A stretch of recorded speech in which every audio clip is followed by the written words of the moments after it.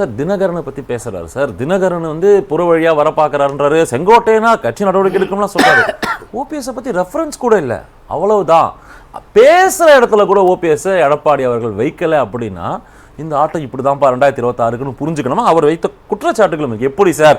அவர் கடைசியாக ஒரே ஒரு வார்த்தை சொன்னார், அம்மா இருந்திருந்தால் எடப்பாடியார்னு ஒருத்தர் முதல்வரே ஆயிருக்க மாட்டார். ஆயிருப்பாரா? கூவத்தூரில் 122 எம்எல்ஏக்களை விலை கொடுத்து வாங்க வச்சது யார்? பாஜகவா இல்லை திருமதி சசிகலா அம்மாவா இல்லைன்னா தினகரன் அவர்களா? நடந்த கதை தெரியும், இவருக்கே தெரியும். இவர் பல நாள் மீடியாவில் உட்கார்ந்துருந்தவர். அன்னைக்கு நாங்கள் தர்மயத்தை நடத்தும் போது இவரே அண்ணன் தினகரனுக்காக புகழ்ந்து பேசினவர்.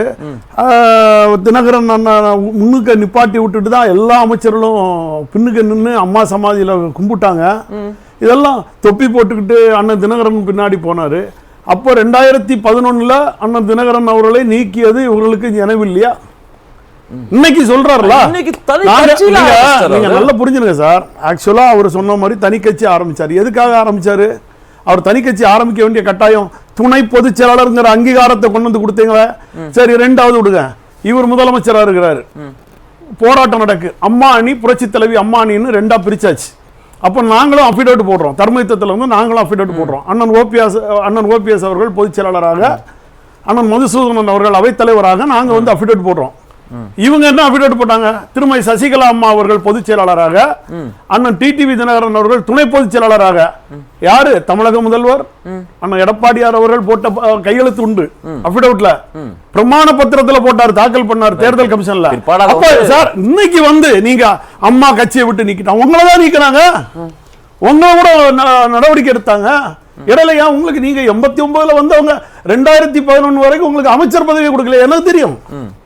நான் அந்த காலத்துல ராவணன் கூட இருந்தவன். நீங்க எல்லாம் எப்படி அவரை வந்து பாத்தீங்கிறது எனக்கு தெரியும். எல்லாரையும் தெரியும். கொங்கு மண்டலத்தில் இருக்க அத்தனை பேரும் எப்படி நின்னாங்கிறது எனக்கு தெரியும். நான் அதே வீட்டுக்குள்ள சொல்றேன். ஒரு நிமிஷம், நீங்க பேசுற வரைக்கும் நான் பேசல. கொஞ்சம் அமைதியா இருங்க. பேசுற வரைக்கும் பேசல. அதாவது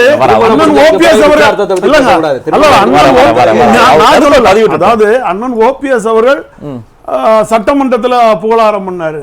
அவராது எங்க அப்பா பராசக்தி படத்தில் உள்ள கதை புத்தகத்தை வச்சிருந்தாங்க. உண்மை சார். ஒவ்வொரு தியேட்டருக்கு முன்னாடி கதை புத்தகம் இருக்கும். நம்மளே வாங்கி போய் ஒவ்வொரு கதை புக்கு படிப்போம். அவங்க அப்பா பராசக்தியை வச்சிருந்தேன்னு சொன்னாரு. ஆனா நம்ம அப்படி இல்லையே. அவருக்கு 100ஆண்டு விழாக்கு நம்ம வந்து அவருடைய புகழாரத்தை கிட்டத்தட்ட 1.5 மணி நேரம் பண்ணினாரு. சரி, அம்மா இருந்திருந்தால் நான் இப்ப அவர் கேட்ட கேள்விக்கே கேட்கிறேன். அம்மா முதலமைச்சராக விழா கரெக்டா சொல்லணும். எந்த நூற்றாண்டு விழா? எந்த அவருடைய மறைவை பத்தி கருணாநிதி அவருடைய மறைவு பத்தி ஸ்டாலினே வந்தாரு.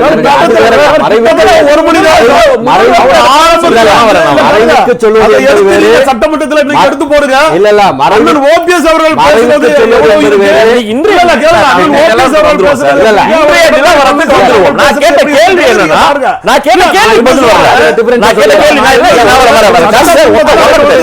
மறைவுக்கு சொல்வது என்பது வேறு. ஸ்டாலினை சந்திச்சுட்டு வந்து நல்லா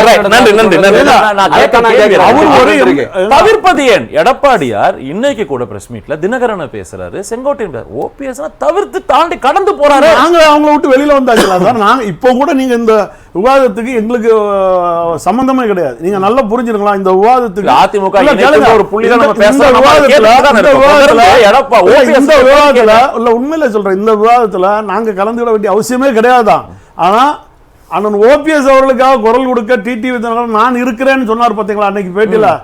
நான் கொடுக்காம வேற யாருங்க கொடுப்பான்னு கேட்டார் பாத்தீங்களா. அந்த ஒரே ஒரு விஷயத்துக்காக தான் நான் இன்னைக்கு உங்களோட கேள்வி அதுதானே சார். முகமூடி அணிந்தபடி அதிமுக நுழைக்கிறார் சார். அது நான் சொல்ல முடியாது சார். நான் இப்படி டவல் இப்படி போட்டு துடைக்கிறதும் இல்ல முகத்தை துடைக்கிறதும் அதை நான் வந்து நக்கல் அடிச்சு பேச முடியாது. ஏன்னா ஊடகத்திலாம் நீங்க காட்டுனீங்க. அவரு குற்றமில்லாத மனசு இருந்தால் வெளிப்படையா வரணும். ஒரு கட்சியோட பொதுச் செயலாளர் புரட்சி தலைவி அம்மாவை இருக்கிற அரியணையில நம்ம இருக்கிறோம்னா நெஞ்ச நிமித்திட்டு வெளியில வரணும். அமித்ஷா வீட்டுக்கு நீங்க என்ன ஆனாலும் இருக்கட்டும் சார். நாங்க என்ன சொல்றோம்? குடியரசுத் தலைவர் இடத்துக்கு போகும்போதே தன்னுடைய வீட்டுல இருந்து இருக்கை பிளைட்ல போகும் சார். அப்படிப்பட்ட புரட்சி தலைவி சார் டெல்லியா. அங்க போய் ஆண்டாள் அடிமை மாதிரி நீங்க உட்கார்ந்து இருந்தீங்கன்னா என்ன சார் அர்த்தம்? ஒரு அதிமுக தொண்டனுக்கு அது ஒத்து போகாது சார். அவருக்காவது கேட்டவுடன் அவருக்கு அப்பாயின்மெண்ட் கிடைக்குது. ஓபிஎஸ் அவர்களுக்கு அது கூட வரல. நீங்க அதுதான் நாங்க சொல்றோம். இப்போ நான் பாஜக ஆக்சுவலாக நான் இப்போ வந்து அவர் எடப்பாடி பழனிசாமி அவரை பற்றி நாங்கள் பேச வரல. இத்தனைக்கும் வியூகம் அமைச்சு இந்த சின்ன பின்னமா ஆக்கிட்டு இருக்கிறதே பாரதிய ஜனதா கட்சி. சார் 2024 மோடி வேணும்னு ராமநாதபுரத்தில் ஒற்றை ஆளாக நின்று 3.5 லட்சம் ஓட்டு வாங்கி இவங்களுக்கு கொடியும் கொடுத்து சின்னத்தையும் கொடுத்து எல்லாத்தையும் முடிச்சு டெபாசிட் இழந்து போனாங்க. மோடி வேண்டாம் தானே இவங்க நின்னாங்க. வாரணாசியில் போய் நாமினேஷன் தாக்கல் பண்றாரு இவர் சிஎம் எடப்பாடி பழனிசாமி. அவர் வந்து முதல்வராக இருக்காரு. இவரை மரியாதை நிமித்தமா கூப்பிடுறாங்க. தோத்து போறவருக்கு நான் ஏங்க நாமினேஷன் தாக்கல் பண்ண வரணும்னாரு. இது அண்ணாமலை சொன்ன கூற்று. நல்லா புரிஞ்சுருங்க. அண்ணன் ஓபிஎஸ் அவர்கள் தான் வாரணாசியில போய் நின்று நாமினேஷன் தாக்கல் பண்ணாரு. மோடி வெற்றி பெற்றார். பெரும்பான்மையான வெற்றி பெற்றார். பிரச்சனை அதிமுக கிட்ட இல்ல. நல்லா புரிஞ்சுருங்க. அப்படிப்பட்ட இடத்துல 2024 நாங்க ஒரு கூட்டணியில இருக்கோம். நீங்க அவரு 4 கார் மாறினாரு, போனாரு, திரும்பி அங்க போனாரு, திரும்பி அது அப்பவும் ஒரு நலத்திட்டத்துக்கு பேசுனேன், தமிழ்நாட்டு எதிர்காலத்துக்கு பேசுனேன்னு சொல்லிட்டு வந்துட்டாரு. அதிமுகவோட கட்டணை பார்க்க போறேன்னு சொல்லி பார்க்க போயிட்டு திரும்பி அமித்ஷா பார்த்துட்டு வந்தாரு. அமித்ஷா அங்க இருந்து இங்க வராரு. 5 முறை பத்திரிகை மாறுது. அடுத்த நாள் வெளியே வரக்கூடிய பாஜகவுடைய மாநில தலைவருடைய தேர்தல் அறிக்கை வெளியே வரது அன்னைக்கே ட்வீட் பண்றாரு. அண்ணாமலையை மாத்துறாரு.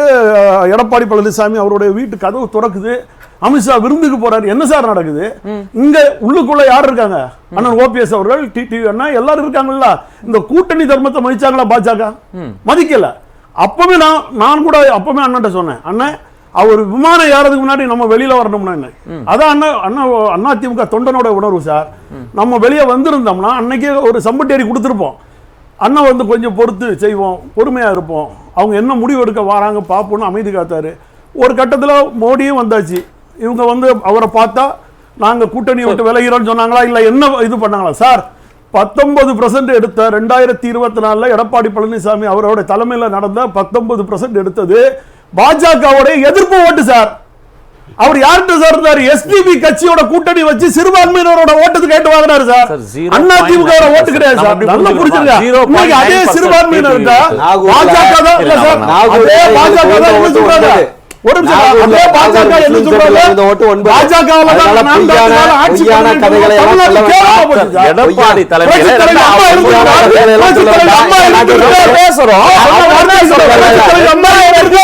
பாஜகவால என்னோட ஆட்சி நடந்திருக்கு.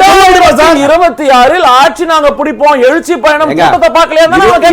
21% இல்ல இல்ல 2024 வருவோம். 21% ஓட்டு எங்க ஓட்டு, 18% ஓட்டு பாஜக ஓட்டு. ரெண்டும் சேர்ந்தாலே நாங்க ஆளுங்கட்சி. அதிமுக எடப்பாடி பழனிசாமி வரக்கூடாதுங்கிற ரெட்டை தலைமை சார். நான் ரெட்டை இலை வச்சுக்கிட்டு என் தாய் 97 வயசு அங்க போய் கேக்குறாங்க, தாமரை சின்னத்துக்கு ஏன் நீ போட சொல்ற?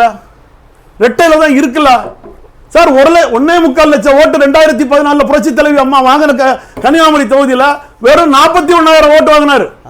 சின்னத்தை வச்சு சார், சின்னத்தை வச்சு 7 இடத்துல நாம் தமிழர் கட்சி கீழே போயிட்டாங்க. 234 தொகுதியில 8 சட்டமன்ற. நான் என்ன சொல்றேன், அப்படி இருக்கும்போது ஒற்றுமை இல்லாமல் தனி ஒரு மனிதராக நான் நிப்பேன் சொல்றதுக்கு நீங்க புரட்சி தலைவர் இல்ல, புரட்சி தலைவி அம்மாவும் இல்ல.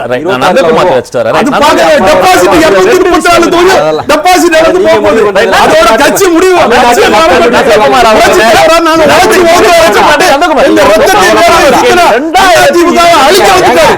அதாவது எடப்பாடி பழனிசாமி பாஜகவின் அடிமை கோயிலாக இருக்கின்ற அந்த தலைமை கழகத்தில் புகுந்து அடிச்ச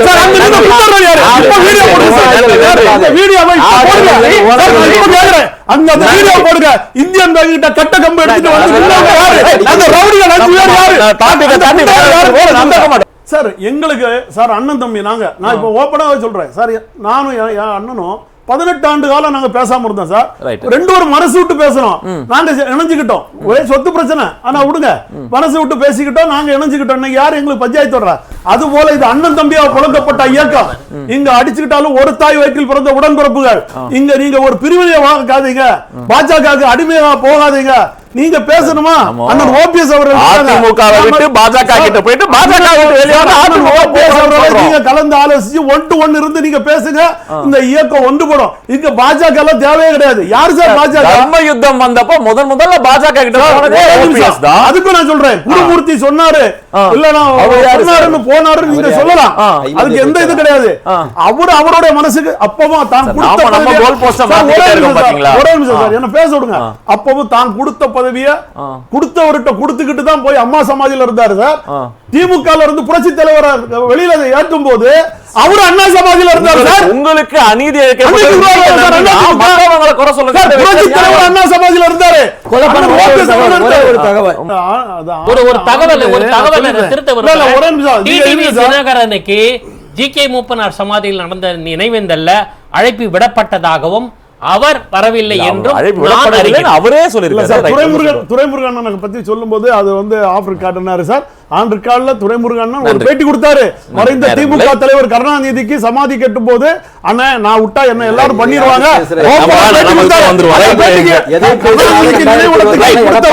அமித்ஷா